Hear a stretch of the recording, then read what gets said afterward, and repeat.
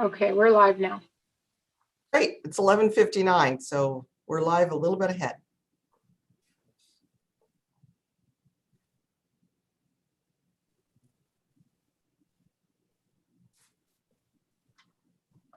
Becky Shevlin is coming in the meeting. Okay. Good.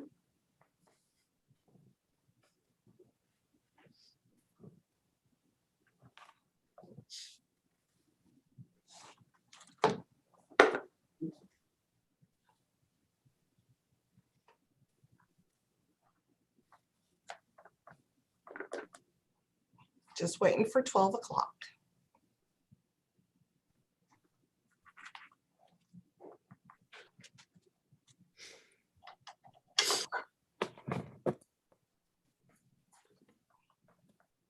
Okay, I have 12 o'clock, so is it okay if we start? Yes? I mean, Okay, I'd like to call this meeting of the Capital Projects and Construction Committee meeting to order. And first, we will start with the Pledge of Allegiance led by Vice Chair and Mayor Corey Moss. thank you so much, Chair Lyons. So if you would please stand where you are. If you could please mute your microphones so that we don't have a bunch of feedback or anything. Stand where you are. Place your right hand over your heart and join me in the Pledge of Allegiance.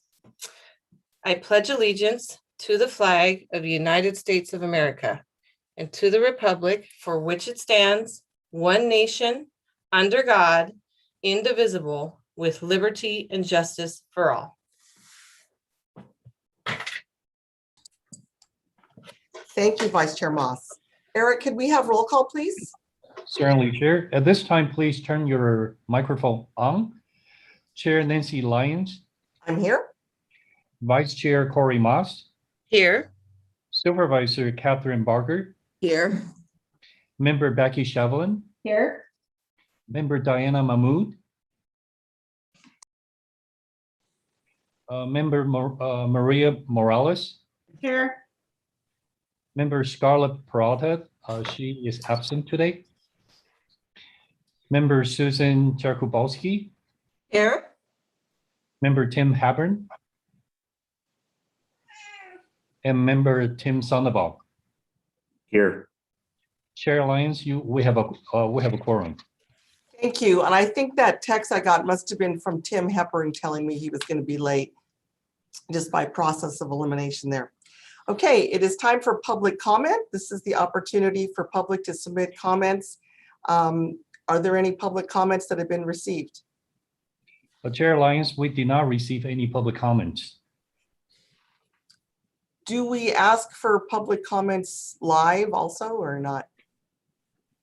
I'm going to ask Amy Amy or Charlotte, do we provide that pause for the public to ask questions or to place comments? They should notify us ahead of time, and we didn't receive any notices that I'm aware of, so I think we're good. Okay, very good. I'm going to move on to Chairman's remarks, and this is the first meeting with our newly seated officers. I'm very pleased to have been elected as the chair of our committee and Mayor Corey Moss elected as the vice chair. We have many important projects in hand and lots of work ahead by our capital projects and construction team. And I look forward to working with the entire committee and our support staff to get the jobs done. And I also would like to formally welcome our newest member, Susan. I'm going to do my best on your name. Susan was the easy part. Jakubowski. Jakubowski. Jakubowski. Okay, I'll work on that. Anyway, welcome. We're glad that you're here. And as Eric said, Scarlett Peralta is under the weather today and can't attend our meeting. So we want to send our well wishes to her for a speedy recovery. I'd like to see if any of our members have comments. And if you do, if you can raise your hand, I'll do my best to see you all. Anybody have a comment? It's me, Nancy. Sure. Yes, please. I just want to say I'm now joining you as the president of the COG, and I too look forward to continuing on in this year, working with the staff. We have so many important projects to continue on with and to look forward to gathering funding, obtaining funding. So yay team, look forward to working with all of you. And that's all I had to add this morning. Nice to have our supervisor, Catherine Barger, too, from the 5th District. Yes. Obviously, she's my supervisor. And some of you, she belongs to some of you as well, but And I'm Susan's partial my at this. city council member, so well served. And Becky, it seems like it was so long ago that you were actually elected, but congratulations on attending our meeting as the president. Yeah, it's COVID. It's the COVID timeline. I don't know about you, but Yes. time is very strange under COVID terms. So It is. Okay, there you go. I Looking don't- forward to it. Thanks. I don't see any other hands at this point. Very good. All right. So no other member comments. So now I'm going to ask Eric for his monthly report. Thank you, Chair Lyons. I will highlight only a few items included in the Director's monthly report. First, I would like to update the San Gabriel Valley Transit study status. We officially kick off the project on July 14th. In the next few weeks, the consultants will develop baseline information and then conduct a series of analyses and outreach activities. And we will provide periodic updates to the committee as the study reaches different milestones. Next, under the contracts, we have provided a list of contract modification since the last committee meeting. I'll be glad to respond to any questions you may have on a specific item, but in the interest of time, I am going to pass it on to my colleague, Paul Hubler, Director of Government and Community Relations, and provide a brief update on the Diamond Bar Golf Course improvement as part of the SR 5760 project, and also our efforts in pursuing additional funding for our projects. With that, Paul. Thank you, Eric. If we could go to the next slide. We wanted to let you know that the Parks and Rec Department of the County of Los Angeles has approved a construction alert notice for the closure of the Diamond Bar Golf Course starting on September 1. You'll recall that this Diamond Bar Golf Course realignment and renovation of the course is required in advance of the mainline improvements for the SR 5760 project. And it's mainly because we are acquiring almost 9.5 acres of the golf course for a new ramp and setbacks on the golf course. So we are preparing, as I mentioned, we had the approval of the notice, which we'll show you later. It's in the next slide, but we'll stay here for right now. What we intend to do is starting next week is to distribute to the public a copy of that notice. That gives us 4 weeks advance notice to the public, which will include not only distribution of the notice, but also a booth or table that will be staffed. I believe the plan is now 2 times a week at the golf course with multilingual copies of the notice in Korean and Chinese and Spanish to meet the needs of the golf course users there and let them know that this closure is coming. And we also intend to put banners up on the golf course property itself to notify passing motorists of the closure. We're working with the city right now to obtain permission to put up those banners. And we'll be doing a press release as well as we get closer to the closure, and then a flyer and or postcard. You see there the information. Our consultant has already set up an 800 number. We have email available. We have a web page and then text capability. In addition to which, we're planning project updates on social media, including social media in Korean and Chinese. If we could go to the next slide. So this, it's not very legible at this size, but this is a copy of the construction alert notice or the closure alert notice.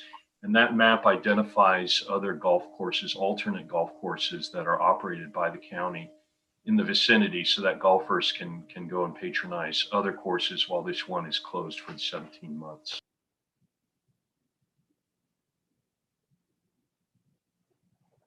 Paul, you're muted. Sorry. With that, I'll go on to the next item unless there are questions. So if we could go to the next slide. I'm sorry, Paul, I have a quick question, and I think Sure. I'm not the only one.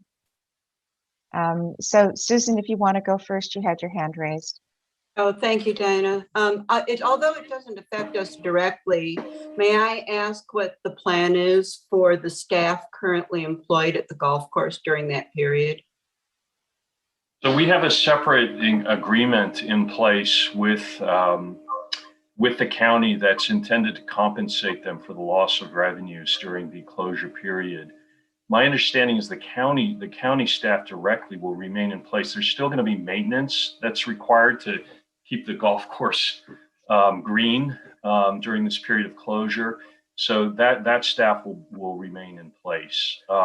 In addition to which, there's contractor. The course itself is actually operated by a golf pro, and I'm not certain what they're going to be doing. They're still going to be staffing the office there. They're going to be operating some of the office operations at that facility, but that's really between the county and their golf pro operator as in terms of how that, Sure. that works. But Very helpful. Thank you. And thank you, Diana.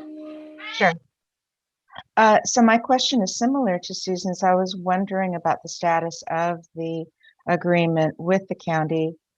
Does it include indemnifications from any third-party claims from Golf Pro and any other contractors to the county for the facility?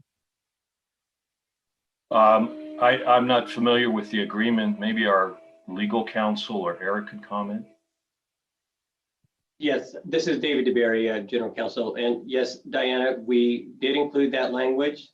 And so we have to, obviously your question, we don't want to settle with the county and then have the contractor as the licensee on the golf course come back for their own losses of revenue. So yes, we do have that language. Okay, and we were able to come to agreement regarding the metrics for loss of revenue, et cetera? Yes, we were. We did. I was in touch with Deputy County Counsel last week, and county still has not executed the agreement.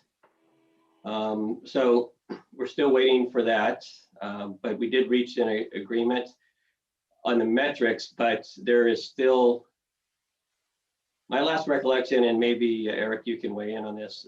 We did propose a number for the revenue loss. We got a response back from the county, and then we responded back to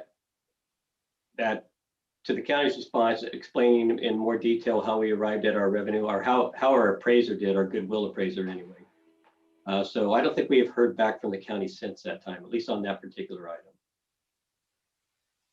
You're correct, David. We have not received the signed off. We resubmitted our offer on the loss of revenue agreement based on the county's additional requests, modification to methodology, update to the dollar figure that's offered. Were formally presented to them about, I would say, almost about a month ago. We had a staffing level meeting last week. We were told the county is close to signing off the loss of agreement, and also it is our understanding the county has signed off the general agreement, which the committee approved during the last meeting, and we'll continue to pursue to get those signed documents back in our hands and then report back to you as requested. I'd be happy to take this offline, and I understand that some of the information may be sensitive, but as I recall, way back when, and it has to have been at least 6 months ago, when the COG provisionally, when this committee provisionally approved the agreement, that I think I was to be included in the negotiations. I realize some time has lapsed, but I would like a fuller understanding of the metrics and the revenue and the financing available to the COG to pay the county. But I'd be happy to take that offline. Member Mahmood, I don't believe that you would be involved in the actual negotiations themselves. I think you'd be more informed and be able to ask questions. But as a committee member, I don't think that you would actually be in the negotiations. Is that right, Mr. DeBerry? Well, what committee member Mahmood is referring to is that the committee did take action and allowed committee member Mahmood to look at the metrics of the evaluation. And we did have some conversations. And what was the outstanding issue really that the county came back with after the Goodwill appraiser had proposed the number was the golf course closure date was pushed back from, I can't remember what the initial closure date was in June, and now it's being pushed back to September. So the question really was, does that change the revenue loss? Because their high season is obviously, although in Southern California, the seasons don't change all that much, but their higher season was anyway, was in the spring and the summertime. But I think that was. Yeah, and just to be clear, I don't wish to actually participate in the negotiations, but the agreement that we approved was very vague, and there was considerable uncertainty with regard to COVID and its potential impact on the loss of revenue. And I didn't feel comfortable approving a contract that was vague in such uncertain conditions. And so I requested and the committee approved that I be given the opportunity to work further with the general counsel. Okay, I think we're working in that direction. Is that correct? Yes. Okay, I apologize to both Diana and Susan. I didn't see your hands up, and I can only see half of you at a time. And Susan's hand is still up, and I don't know if she has another question. No, I do not. I'll make sure I get that down. Thank you. Thank you. All right, and I don't see any other hands up. So let's go ahead and continue then. Okay, thank you. If we could move on to the next slide. This is basically a brief update on some of our efforts at the federal level to secure funding for our projects. Senator Padilla most recently released his list of requests that he transmitted to the Appropriations Committee for the transportation bill. And as you can see there, he's asked for $10 million each for our two grade separations still in design, and then 10 million as well for the SR 5760 project. We sent last week a letter to him that was signed by a number of our committee chairs and the president of COG, as well as the host cities for those projects, expressing our appreciation for his support and emphasizing that these are regionally supported projects and supported by the host cities, but they're more than city supported projects. These are actually regionally supported. So just to call his attention to that. And then previously reported Grace Napolitano, Congresswoman Grace Napolitano has put in a request for $4 million in the Gold Line for the Gold Line pedestrian bridge. That survived in the House version of the Transportation and Housing and Urban Development Bill. And Congresswoman Young Kim put in for 18 million for the 5760 project. That is in the House version of the Surface Transportation Bill. And with that, that concludes my report. Be happy to answer questions if any.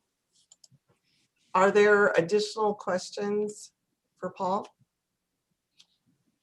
I don't see any. Eric, do you have anything to add to this? No, I do not have additional information to add right now. Okay. I just want to comment about, how important it is that the 5760 choke point project stays on track and that everything goes off the way that it's supposed to, because part of our funding that we're getting really requires that this meets certain milestones. And I believe if it doesn't, we lose like 10% of the funding. Is that right, Eric?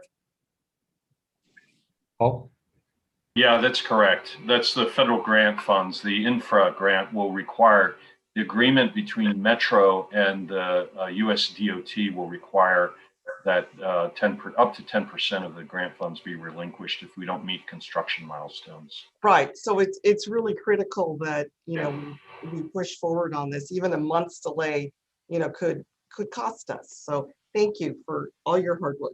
Thank you. Okay, and let's go on to the construction project progress reports, please. thank you, Chair Lyons. Right now, our project manager, Renee Cornell, will be updating will provide an update on Durfee Avenue grade separation project. And it will then be followed with our senior project manager, Charles Zan, on the progress of Fairway Drive grade separation project. Renee, take it away. Hello. So construction continues on the Durfee project. Next slide. In this photo, crews are removing the existing shoe fly track and the ballast, and they're doing grading work. In the next couple of slides, you'll see the work that leads up to the stage 2 of the bridge. Next slide. In this, after the track is removed, now we can expose the abutments and the bends, so we can start digging for stage 2 of the bridge. Next slide. And after that, our crews are mobilizing for the C80H. That's a pretty tall crane, and that crane is going to begin the foundation work. You see those rebar cages towards the middle? Those are going to be the foundations for the next stage of the bridge. And last slide. And today we finally started drilling temporary casing, which we're going to drill the existing soil out, install the rebar cage with the concrete for the foundations for the next stage of the bridge. Everything is being done from OG, and then we'll excavate to expose. And that's it for Durfee. I can answer any questions. Are there any questions? I do not see any hands up, so no questions. Charles? All right. Good afternoon, everybody.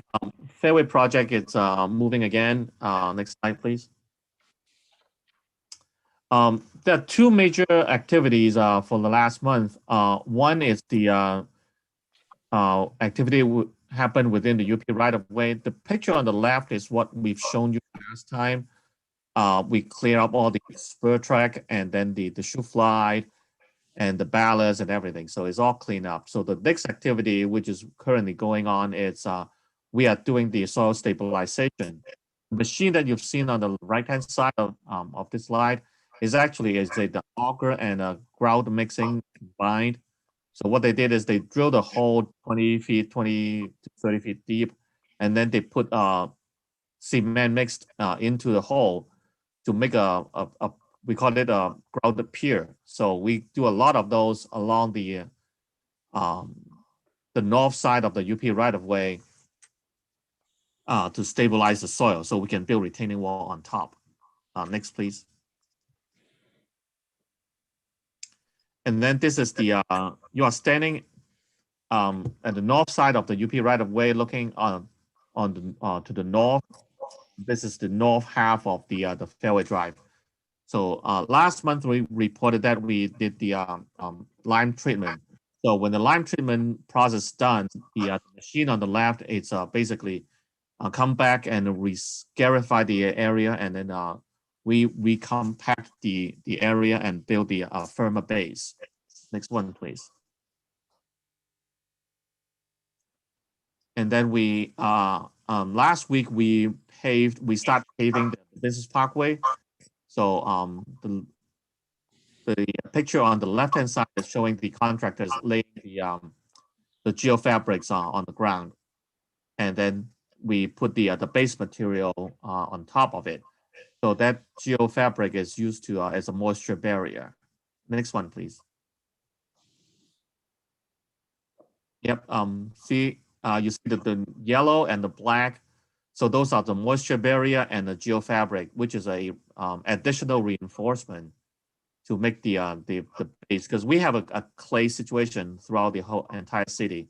I think committee member Mars is very familiar with that. So the soil is not stable. So these geofabric is used to stabilize the base, so we can put the paving on top.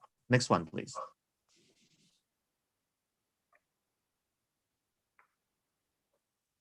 Yep. Just over the last weekend, we did some heavy duty paving.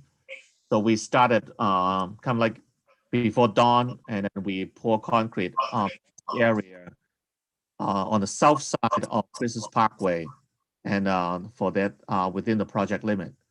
So the entire process happened over the weekend because the property on the corner will experience a landlocked situation.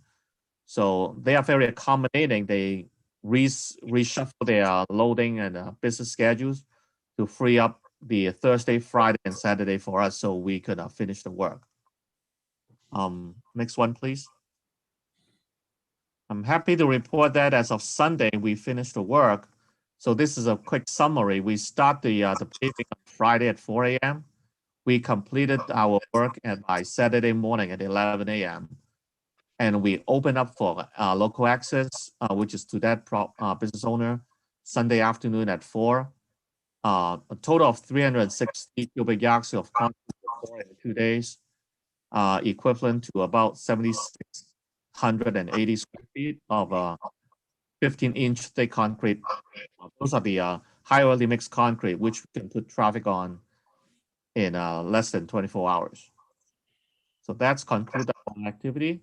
I'll be happy to answer any questions if there's any. Charles, is that some kind of a record? No, actually, Right, amazing. Yes. Wow, that's very impressive. Something similar in when we do Nogales projects. So we spend 7 days to pour the intersection of San Jose and Nogales, and we spend 12 days to finish the intersection of Warner Drive, Gale, and Nogales. So the contractor is very familiar with this very type impressive of process. Very impressive. Let me see if we have any questions here. I don't have a question, but I do have a quick comment, and I just wanted, again, I'd like to commend staff and, for your coordination, your open, your ability to communicate and work with the business owners in these areas to get these things done. And also just, again, great job. I wanted to sort of echo what Nancy said. It's a record, but excellent work and much appreciated. And I know that our businesses appreciate it too. We appreciate the effort. Yes, very much. Oh, well, now I see a hand. Diana, you have a question? Yes, I do. As we try to figure out ways to address our $145 million shortfall for future projects, I was wondering if we are doing any analysis of the relative cost of concrete versus asphalt. I know concrete used to be a lot more expensive. I don't know if it still is. And I realized that with regard to the existing contracts, we already have specs that call out whatever they call out. And typically when you negotiate those, you don't get as much of a discount. But I'm wondering if that is an issue that we are considering for the 2 remaining projects. Charles, let me take over this question first. Member Mahmood, I think you raised a question that is worthy of consideration. However, many of our corridors, as part of our projects, they are heavily traveled corridors. So for AC pavement, they are not as durable. After heavy vehicles create their wear and tear, I think in the long term, it will be far more costly for adjacent cities to do the upkeep. So it is a balanced act, but the initial added cost for concrete pavement will far less longer in terms of its durability. And I think that is the most responsible way of building our project. Build it as sturdy, durable as we can, and then we hand it over to our adjacent city so that they wouldn't have to come back in 2-3 years and start repaving AC pavement. Okay. Does all of our construction exclusively involve heavily traveled corridors? For the remaining projects, including our Fullerton project and Montebello that is on the book, and also Turnbull Canyon. Those are all heavy travel corridors. Okay, thank you. Okay, let's see. All right, I see no other hands. Is there more to report, Eric? That concludes our report, and we look forward to continue and bring you the update, bring those projects to closure. Excellent. Now we have the minutes, and there was a typo in the draft of minutes that was submitted. Item 10, second line on the top, page 10 of 38, to be corrected as, it should say a task order with Griffith Company. It should not say Lee Andrews Group. So with that correction, may I have a motion? I'll move approval. Moss? Thank you, Vice Chair. May I have a second? Second, Mahmood. Thank you, Member. May we have roll call, please? Yes, at this moment, please turn your microphone on. Chair Nancy Lyons, Yes. Vice Chair Moss, Yes. Supervisor Barger, Aye. Member Chauvelin, Yes. Member Mahmood, Yes. Member Morales, Yes. Member Chikubowski, Abstain, I wasn't official part of the meeting at that point. got it? And Member Tim Habern. Apparently he hasn't joined us yet. Maybe we'll see him soon. I'm here, actually. I'm just getting out of a building, so. Great. Member Habern, we're taking roll call on the meeting minutes. Yes, Yes, got it. And Chair Lyons, the item is passed. Did you, Eric, I didn't hear my name I'm called. sorry. Do I have to recuse myself? I apologize, Member Sandoval. Yes. All right. Thank you very much.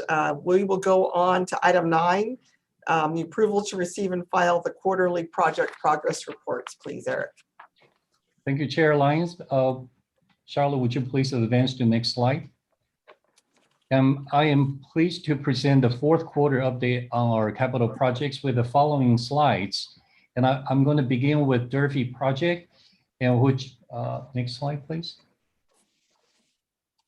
As just updated by our project manager, Renee, and the project is proceeding. And now we feel with our Union Pacific collaboration, we feel they are now out of our critical path, and we will maintain where we began our bridge phase 2 foundation work and major mass excavation. And in terms of expenditure today, we're at 74.2 million, roughly about 69% of the burn rate. And based on the progress, we anticipate to open the street in June 2022, which is 11 months from today, and with a estimated final closeout in December 2022. Next project, please. On the Fairway project, let me just go from the top.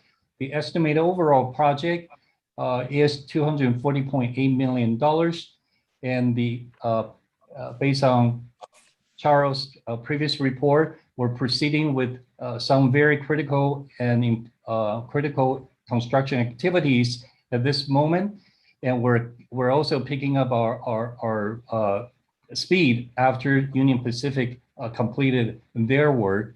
So the anticipated road opening is going to be in December 2022. Our final closeout is estimated in April of 2023. Next project, please. For our Fullerton grade separation project, I will be presenting further information as we get to item 11. Please proceed to next slide, please, and the following. Go ahead, next one. For the Montebello Boulevard, for the Montebello corridor project, there are 4 distinct components. So with the very first component is the Montebello Boulevard grade separation project. The current estimated overall project including construction, is $189 million. At this moment, we are closing to complete our design. We anticipate to complete our design in December 2021, and we could issue construction bid as early as January 2022, subject to full funding availability. And as of today, as of this quarter, we are at 17. Oops. Do you mind if you revert back to right there? We're at 17% of overall cost expenditure, and one of the most critical element at this moment is we need to continue to seek funding for us to reach the construction phase. Next project, please. Next project is the Maple Avenue Pedestrian Bridge project. The estimated project cost is $25.1 million. At this point, we're at approximately 35% completion on the design. And the burn rate at this point is less than $1 million. It's about 3% of the total cost. Due to the funding constraint, we are actually placing our design activities at this current stage, and we'll continue to seek additional funding, and then we'll decide how we're going to proceed to next phase. Next project, please. Next slide. There are two at-grade safety improvements as part of the Montebello corridor, and one is at the Vale and one is at Greenwood Avenue crossing. The estimated total for both at-grade safety improvement is at $3.6 million. We anticipate to complete the design in September 2021. And similarly, we are experiencing funding shortfall, and therefore we are seeking additional funding to get this project, these two components constructed in the near future. Next. The next one is our Turnbull Canyon grade separation project. The estimated project total cost is $89.6 million. At this moment, our design is 100%, and we are ready to enter into bid phase, subject to available funding. In terms of expenditure, today we have spent $13.2 million, approximately 15% of the total estimated project cost. As other unfunded project, this project is experiencing funding shortfall, so we will continue to seek funding so that we can move into construction phase. Next. The next project, the last of our ACE projects that I'm reporting, is the at-grade crossing safety improvement in the city of Pomona. The overall project has 5 locations, and due to the recent grant that we received, we have segmented our overall project into 2 phases. We're pleased to report that we're in the process of finalizing our phase 1 design, repackage the construction document, and we intend to issue the construction bid package out in late summer 2021. And for the project, for phase 1 construction project, the estimated overall cost is $5 million. Now I'm going to highlight, please fast forward to the next slide. This slide illustrates our current funding situation. Our total funds committed through different grants, through different local measures, is at $779 million, almost about $780,000 million. The estimated total cost to complete all the projects that we have on the book is about $928 million. At this moment, the estimated programmatic funding shortfall as of FY21 fourth quarter is at $149 million. As part of the total funds that have been committed, that portion also includes contributions from Union Pacific Railroads, betterment agreements with the cities, and also sales of surplus properties. As Paul Hubler has previously reported, it is our top priority to continue to work with funding agencies at state and federal as well as local to find additional funding opportunities.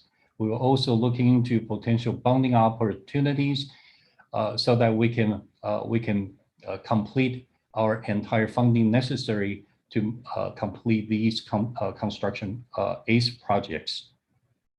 The last slide I'm going to show, I'm reporting, is the 5760 Phase 1 Diamond Bar Golf Course project. The overall estimated project cost is $42.5 million. As we recently presented to you, the construction activity will begin in September of this year, with the construction anticipated to complete in February of 2023. At this moment, the current expenditure is about at a 3% or $1.4 million. And with that, I conclude my summary report on our construction projects during the last quarter. And I will be glad to answer any questions you may have. Thank you very much. I see Supervisor Barker has her hand up, so let's go to her first. Thank you, and thank you for that presentation. So I know the expenditures vary from month to month as it relates to, as you say, the money you're burning through, but based on the $149 million shortfall, what are the priorities for these projects? I mean, have you prioritized them in terms of what, the roadmap moving forward? Yes, our top priorities are Montebello project, especially Montebello grade separation project, and also Turnbull Canyon grade separation project. The reason those two projects are our top priorities and that are currently underfunded is because we also have state funds, including TCIF, and also or not Prop 1B, in fact, SB1 dollar that's allocated to those projects with local match requirements. So those are our top priority, that we must secure additional outside funding, or we will lose those very precious state funds for this entire region. So we seek all your support to help us to find additional dollar. Got it. So of these projects, shovel ready in terms of possible infrastructure dollars that could come through the federal government, are you working with Metro? Yes, we are working very closely with Metro and also Supervisor. Yes, these projects are shovel ready. Okay, because that's an advantage I think that we have in terms of moving forward. And then last but not least, and you may have mentioned it before, but on the Diamond Bar Golf Course, does that $42 million include purchase of the 9+ acres reimbursement, or is that an additional cost? That will be additional cost. Okay. 42.5 really is just the construction cost. Got it. Got it. Thank you. Very good. I don't see any other hands. Okay, I'm just taking one more quick look here. No other hands.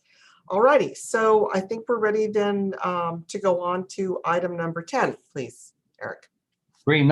Item number 10 is receive and file, and the fourth quarterly mitigation monitoring report is included in the agenda. I will be glad to answer any specific questions that you may have in the interest of time. Otherwise, this item is receive and file. Okay, let me see if I see any questions. No, I do not see any questions, so we will simply receive and file that. And we will go on to the very important item number 11. Great. Thank you, Chair Lyons. Staff is recommending the committee's approval for issuing a contract to Skanska USA for constructing the Fullerton Road grade separation construction in the not to exceed amount of $98.7 million. First, I would like to provide a brief recap on our attempts to select a new contractor and restart this project since our agency and the Shimmick Construction Company reached a termination agreement back in August of 2020. We issued the invitation for bids number 2 in late summer of 2020, and we received 3 bids on November 2nd. The lowest bid of $84 million was deemed non-responsive, and the 2 remaining bids were deemed excessively higher than the engineer's estimate at that time. Those all bids were rejected. In early May of 2021, we initiated a series of negotiation for a sole source contract with a joint construction management services consultant and contractor. In concept, the approach could jumpstart the construction activities quickly and yield cost savings. We were also mindful about the drawbacks and the inherent conflicts. And by June of this year, negotiation was ceased as the cost would not be acceptable. We quickly switched to the current and the last bid approach. We carefully review a number of contractors who have previously completed or are currently constructing ACE projects with a satisfactory performance. We then invited 4 contractors, namely Griffith Company, OHL North America, Riverside Construction Company, and the Skanska USA to submit their cost proposals based on the bid document used in the invitation for bids number 3, with some minor modifications.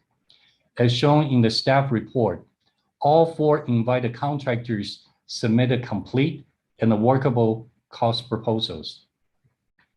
The solicitation was issued under the Small Business Enterprise Program currently in place, with the agency's established 10% SBE goal on this project.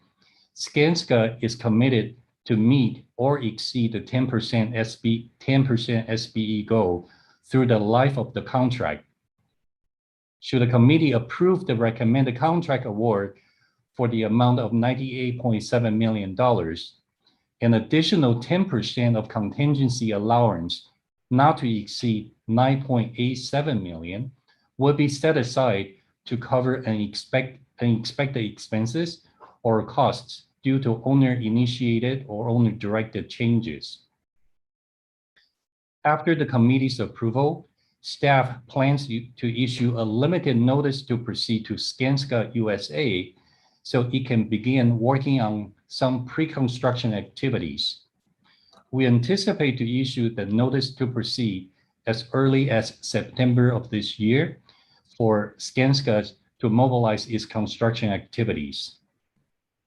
As outlined in the contract documents, Skanska USA will begin working in the vicinity of Gale Avenue and the Fullerton Road south of the tracks. First, in order to shorten the impacts on adjacent properties and businesses. The revised project completion is August 2024, with a final closeout by February of 2025.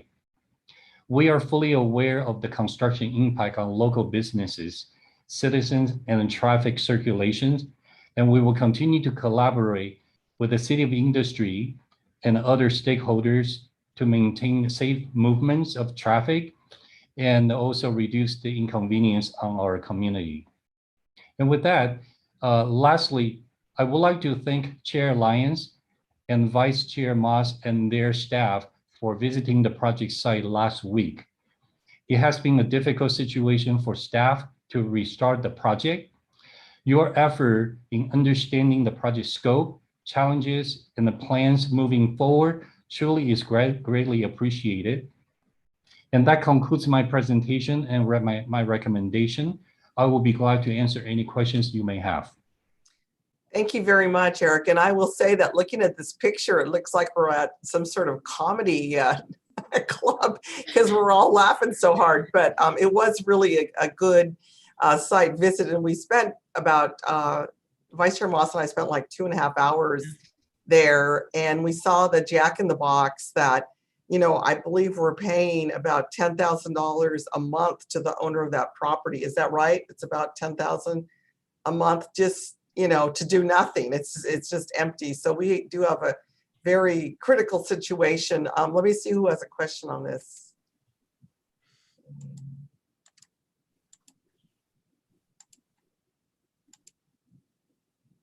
Diana Mahmood has a question. Well, does she? Gosh darn it, why can't I see her hand?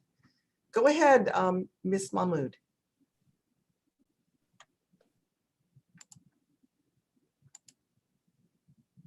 Member Mahmood, you're on mute. You're muted, Diana. Thank you.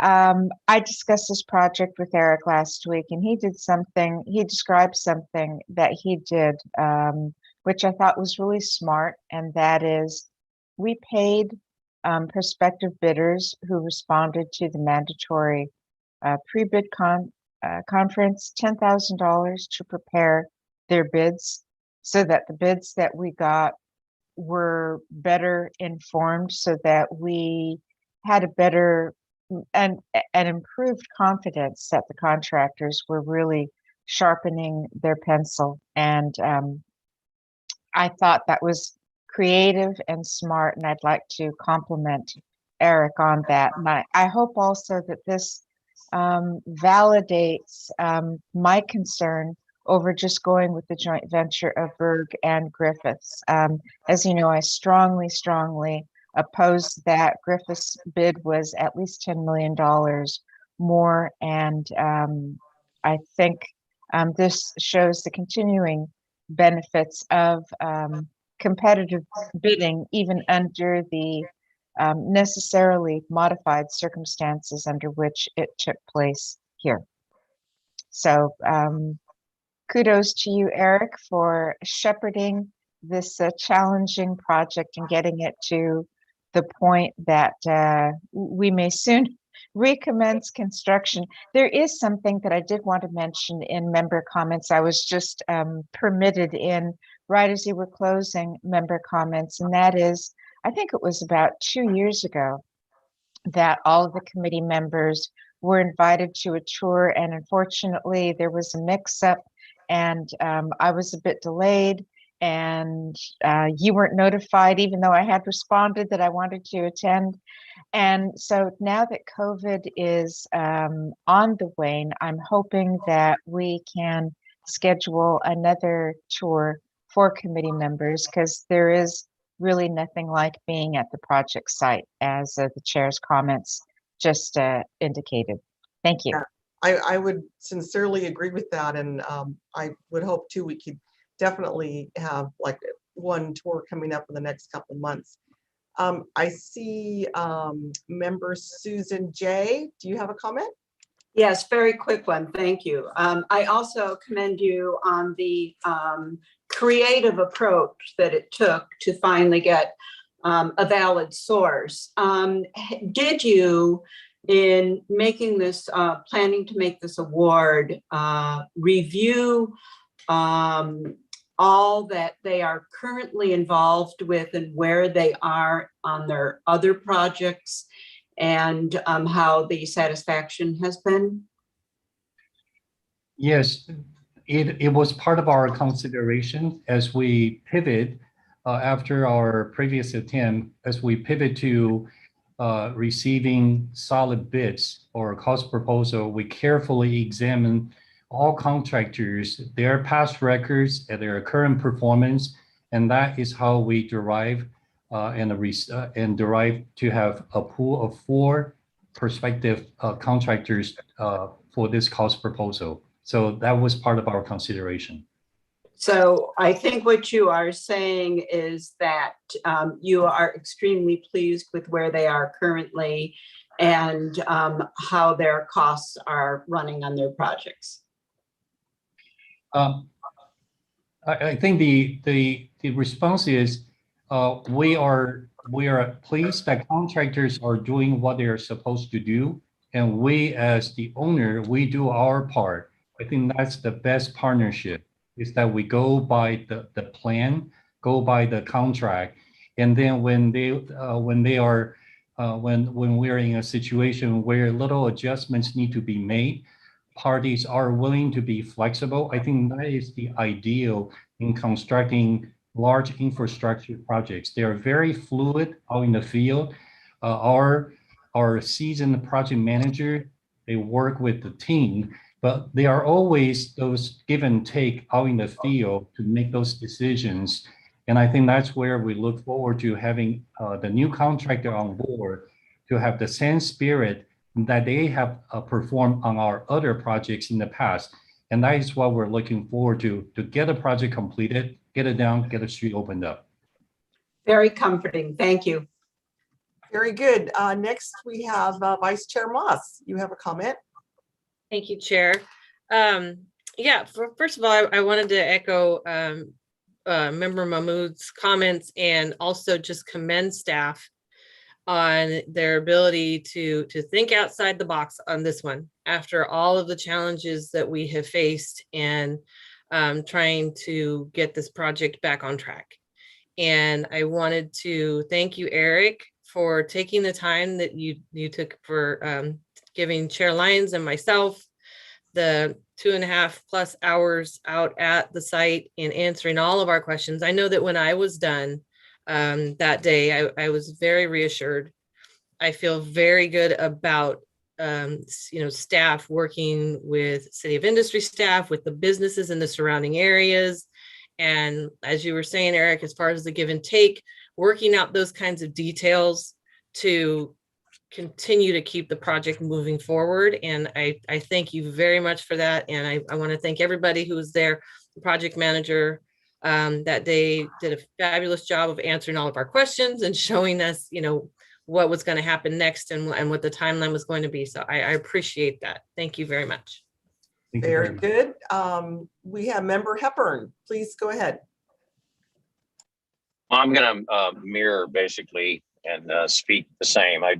This has been a grueling task, taking over a project that basically the contractor walked off and it left a big hole, literally a hole in a incomplete project. But I want to thank Mr. Shin, first of all, for not quitting. Let's just put that right on the air there and throwing up his hands and saying, we're done with this. But as Director Mahmood had stated, the stipend was a really great idea. And I like this is not a cost plus. This is a direct cost project that is locked in. And I want to thank staff though, because this has been a real tough process, especially when you have a contractor leave. I've been in this situation before and it gets ugly, gets dicey.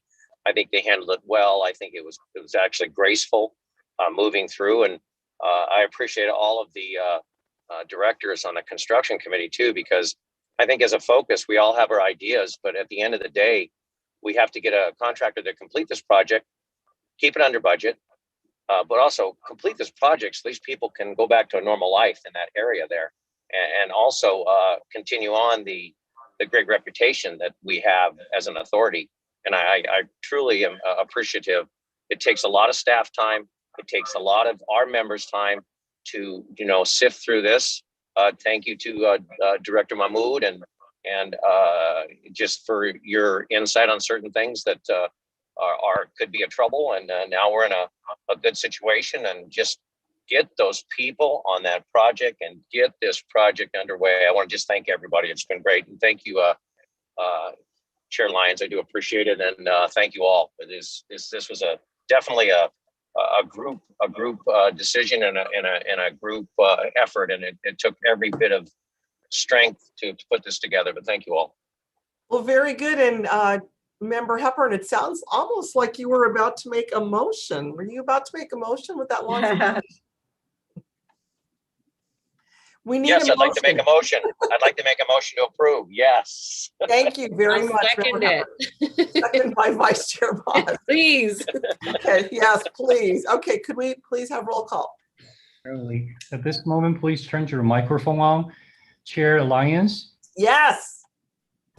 Vice Chair Moss, Yes. Supervisor Barker, Yes. Member Javelin, Yes. Member Mahmood, Yes. Member Morales, Member Morales messaged me and she had to go. Her son got ill, so she's off. got it. And Member Jakubowski, Yes. Member Havern, Absolutely, yes. and Member Sandoval. Yes. And Chair Lyons, the item is passed. Oh, hooray, hooray, hooray. Thank you very, very much. And the hard work begins, and we're going to charge full speed ahead. Oh, thank you so much, everybody. Yes, can't wait to hear the progress in the next month. That's great. That brings us to the end of our meeting. With no other business before us, we will adjourn at exactly 1 p.m. and see everybody on August 23rd. Great. Okay. Thank you all. Great week, everyone. Thank you, Bye. Nancy. Thank Bye. you. Thank